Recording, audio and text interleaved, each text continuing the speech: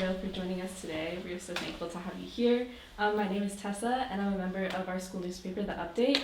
So to quickly introduce Mr. Vale to our viewers, Chris Vale is a professor of sociology and political policy at public policy at Duke University. He's an expert in political polarization and extremism, and a writer of Breaking the Social Media Prism, a book which discusses how behavior on social media is causing division online. With that, we will start the interview.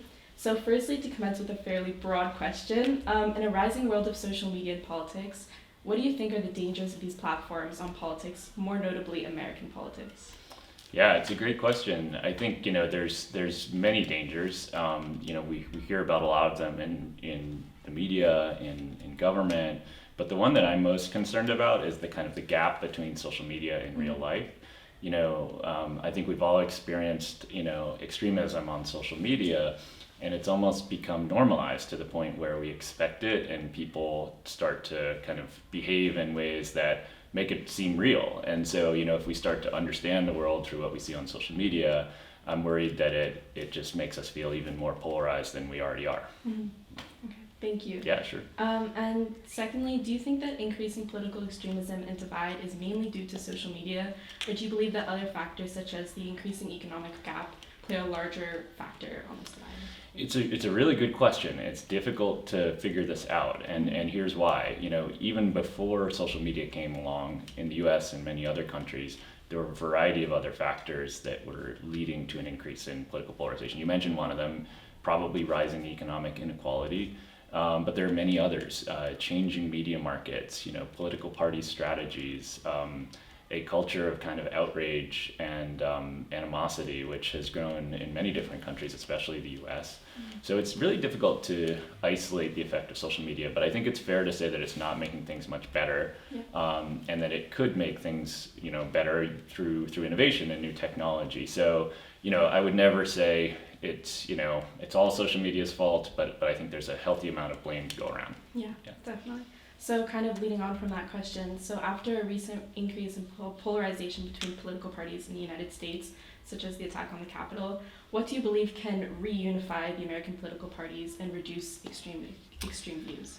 Well, political parties and the American public are two different things. I think political parties are maybe, that divide might not be bridgeable right now, frankly, as much as it pains me to say that. A lot of elites or elected officials in the United States and elsewhere have started to profit from outrage. And by profit, I don't mean necessarily they're getting paid for it. I mean that they're getting votes, the more they're able to stoke anger and things like that.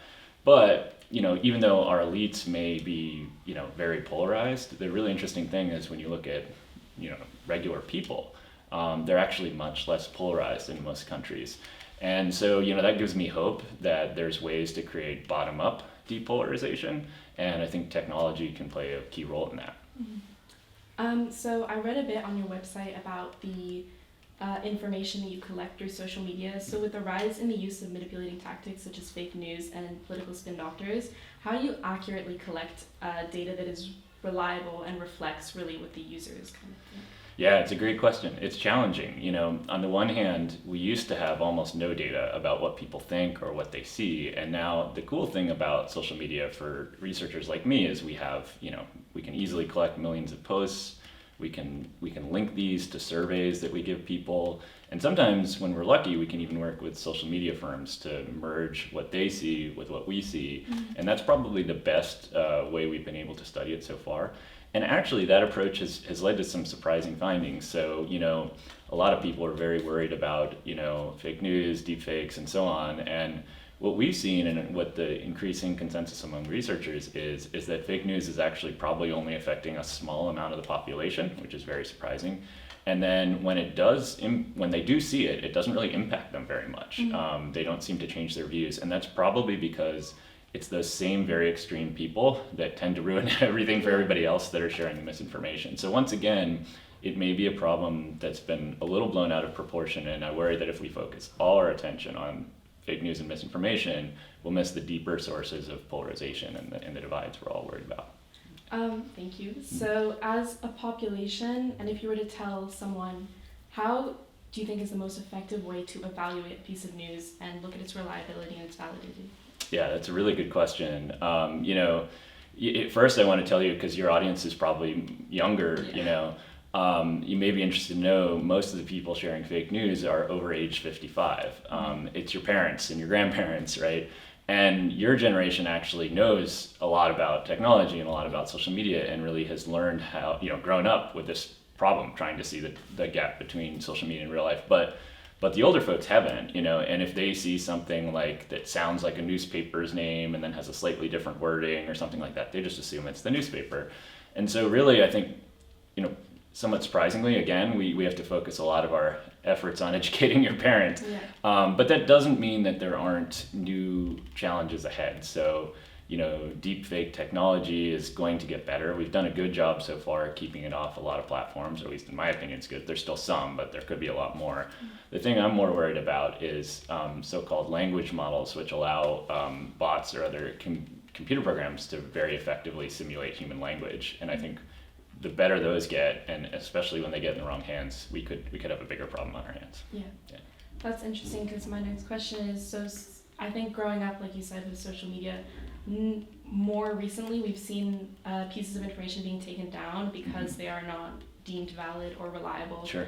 How do you think that these are efficient in kind of assessing how valuable a piece of information is?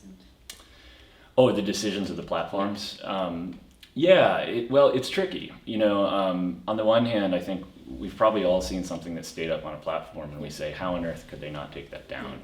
And that's because lots of different people have lots of different opinions, right? And even within one country, let alone in international context, So there's been some really interesting cases that have progressed through Facebook's so-called Supreme Court. This is the group of human rights experts, lawyers, and other kinds of academics that they assembled to try to outline policies about how to take things down.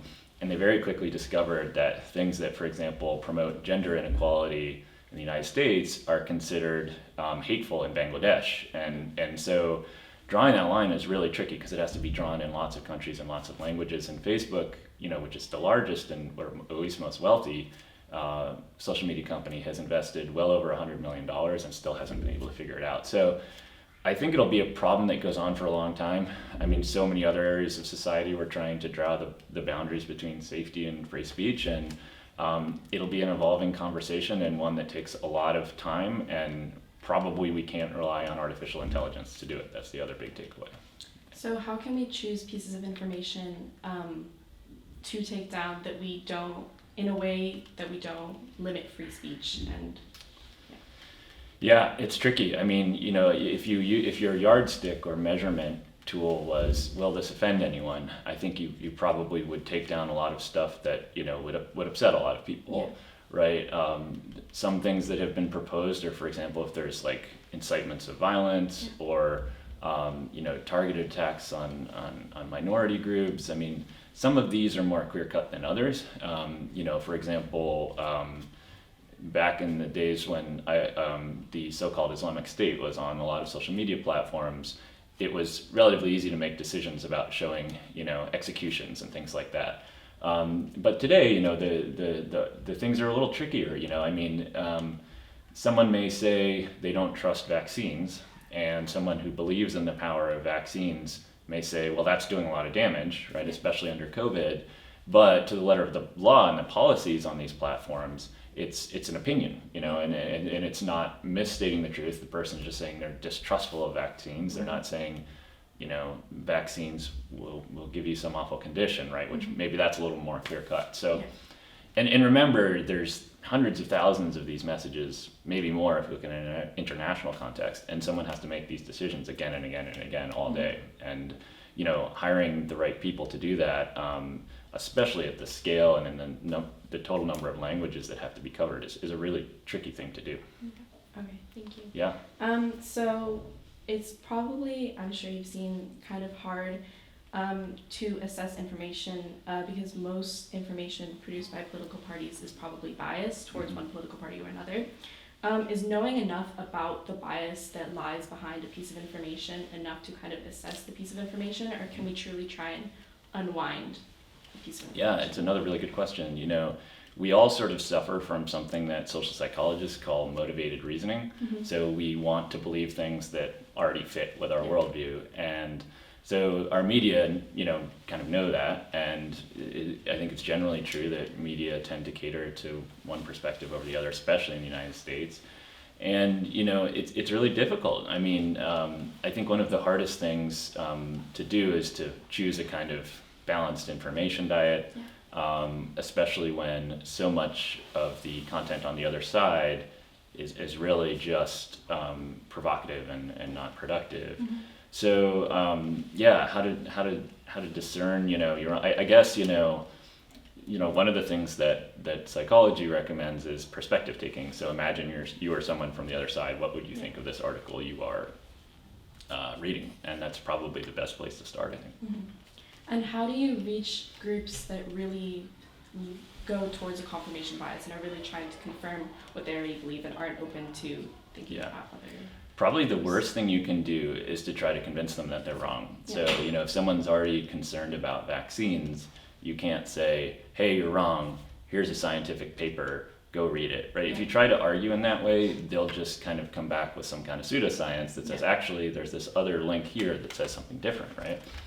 The better way, I think, is to try to convince people how science works, So you teach people about experiments and treatment and control and just how many people have to be studied in order to make a recommendation to approve a vaccine and how there's safeguards in place to prevent, bad things happening. And then once you train them to learn how science works, then they can convince themselves, and research really shows that the best way to change someone's mind is to help them convince themselves, rather than to shove your opinion down their throat, so to speak. Yeah. So that was my final question. Thank Okay. you very much. Yeah, sure. Yeah, thanks. A really great question. Yeah.